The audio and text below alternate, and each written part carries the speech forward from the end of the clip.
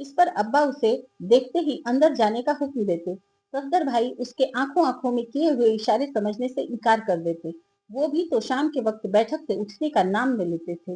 वो उदास होकर बाहर चबूतरे पर जा बैठती और उसे अपनी पहली जगह याद आने लगती। कितनी दूर रह गई थी वह जगह। वहां से आते हुए ट्रेन की खिड़की के पास बैठकर उसने इतने पेड़ गिने थे कि सारे हिसाब ने दम तोड़ दिया था। जेठ का महीना था, लू चलती रहती, आमों और पीपल के पेड़ों में छुपे हुए परिंदे सारा दिन शोर मचाते रहते। आंगन में लगा हुआ मेहंदी का छोटा सा पौधा सूख चला था। मामा लाख पानी डालती मगर उसके पत्तियों पर रौनक न आती। चांदनी रातों में ठाकुर साहब के घर से कुसुम दीदी के हारमोनियम पर गाने की आवाज आती तो आपा उठकर टहलने लगती। कुसुम दीदी उन दिनों एक ही गीत को रटे जाती। अम्मा अब्बा के इंतजार से थक कर आपा से बातें शुरू कर देती। वही सफदर के खानदान से दुश्मनी की दास्तानें, नजमा फूफी की खुदगर्जी के किस्से, भाई और भावज के मोहब्बत भरे गीत। आपा पल की झपका झपका कर सब कुछ सुनती मगर खुद कुछ न कहती।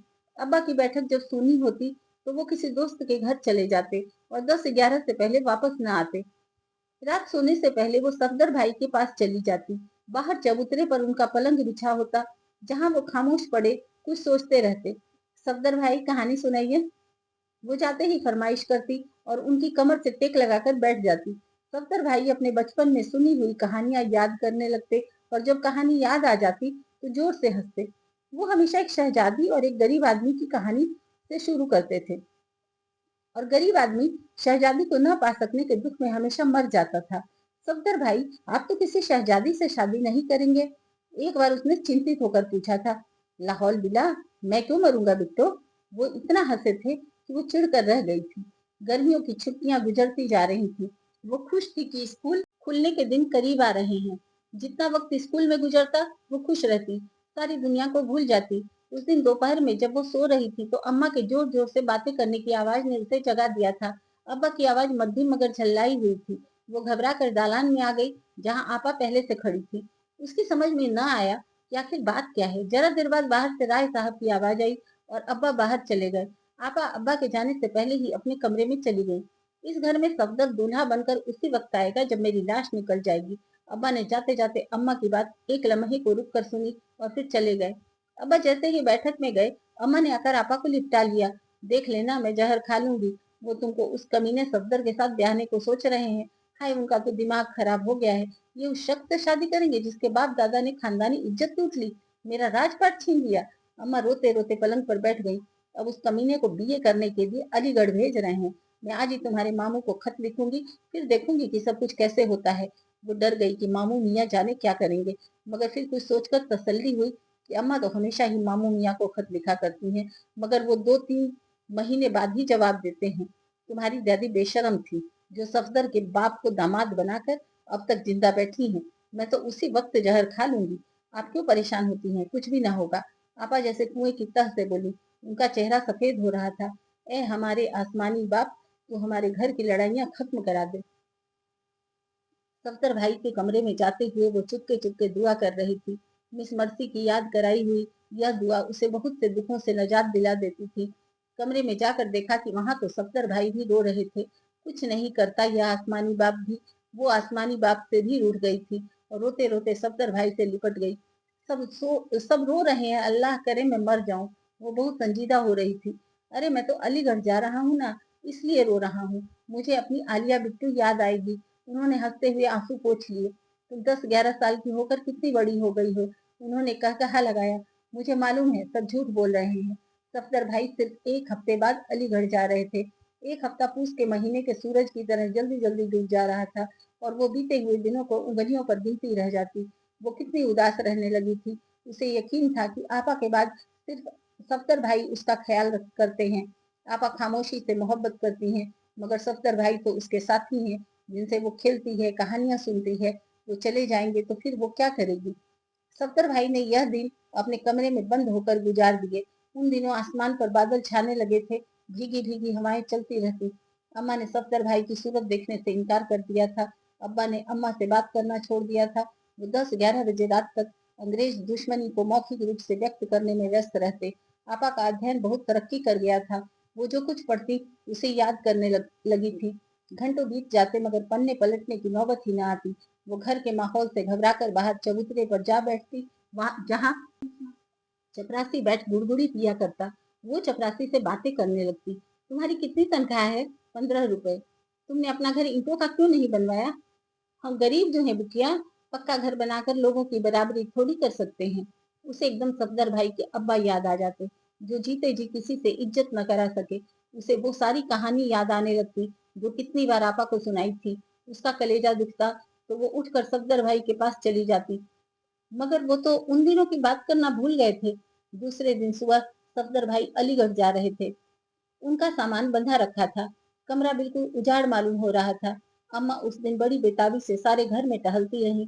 जरा जरा सी बात पर मामा को डांटती और आप ही आप बड़बड़ाती रहीं। घर से निकालने के बजाय उसे पढ़ने को भेजा जा रहा है। उस मरदूत को हमारी दौलत से पढ़ाकर हमारे सर पर बिठाना चाहते हैं। अल्लाह उसे वापसी नसीब न करे। शाम को अब्बा सफदर भाई के कमरे में गए और बड़ी देर बाद बाहर निकले, फिर बैठक में चले गए। इतनी देर अम्मा तिलमिलाई फिरती रही। वह रात बड़ी अंधेरी थी। आंधी बारिश के आसार थे। उस रात दालान में बिस्तर लगाए गए थे। खाने के बाद सब लोग लेट गए। बड़े आले में रखी हुई लालटेन की बत्ती नीची कर दी गई। सोने से पहले उसने बड़े ध्यान से दुआ की थी कि आसमानी बाप सफदर भाई को रोक ले और सुबह कभी भी ना हो। उस दुआ के बाद वो सो गई थी। सुबह के खौफ ने एक बार उसकी आंखें खोल दी थी। उसने देखा कि आपा सफदर भाई के कमरे की तरफ से दबे दबे कदमों आ रही हैं। फिर वो अपने बिस्तर पर लेट गई। उसने उनकी धीमी सी सिसकी की आवाज सुनी और फिर सो गई। सफदर भाई सुबह तांगे पर बैठकर चले गए।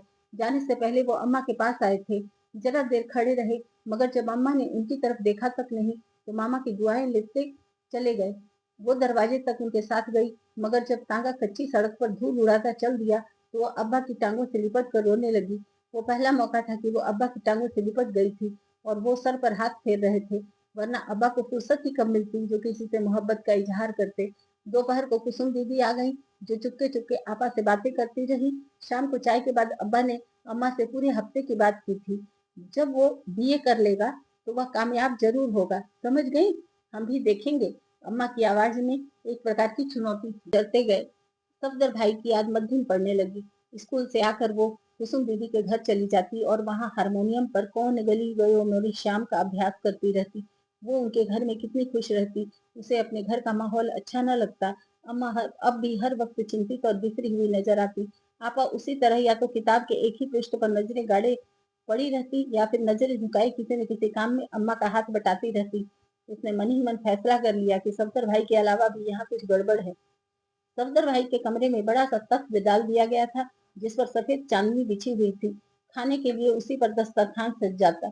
जब से सफदर भाई के कमरे में खाना शुरू हुआ था, आपा की खुराक बहुत कम हो गई थी। सफदर भाई ने अलीगढ़ जाकर सिर्फ एक खत लिखा था। उसके बाद उन्होंने कोई खत न लिखा। अब्बा ने मनी ऑर्डर से रुपए भेजे तो वो भी वापस कर दिए थे। उस दिन अब्बा बहुत उदास थे, मगर अम्मा बहुत खुश नजर आ रही थी। वो बड़े तंज से हंस रही थी और अब्बा नजर चुरा रहे थे। वो जानता है कि तुम इन्हीं रुपयों की वजह से उससे नफरत करती हो। आखिर अब्बा को बोलना ही पड़ा। अम्मा गुस्से गुस्से के मारे बिखर गईं। तो क्या मैं उस नीच किसान के बेटे को सीने से लगाए रखती? क्या हमारी औलाद नहीं जो उस पर दौलत खर्च की जाए? वो एहसान फरामोश कमीना, उसने रुपए वापस करके तुम्हारे मुंह पर मारे हैं। उसे अब तुम्हारी जरूरत ही क्या है? बीए करेगा तो ऐश करेगा। सच कहा है किसी ने, असल से खता नहीं, कम असल से वफा नहीं। मेरी बहन का बेटा कम असल है और तुम्हारे भाई की बीवी पता नहीं किस भंगी की औलाद होगी। तुम्हारे भाई ने उससे शादी करके तुम्हारी कौम के मुंह पर थप्पड़ मारा है। खुद की शान है, अंग्रेज भंगी भी हमारे हुक्मरान हैं। मेरे भाई भावच को कुछ कहा तो अच्छा ना होगा।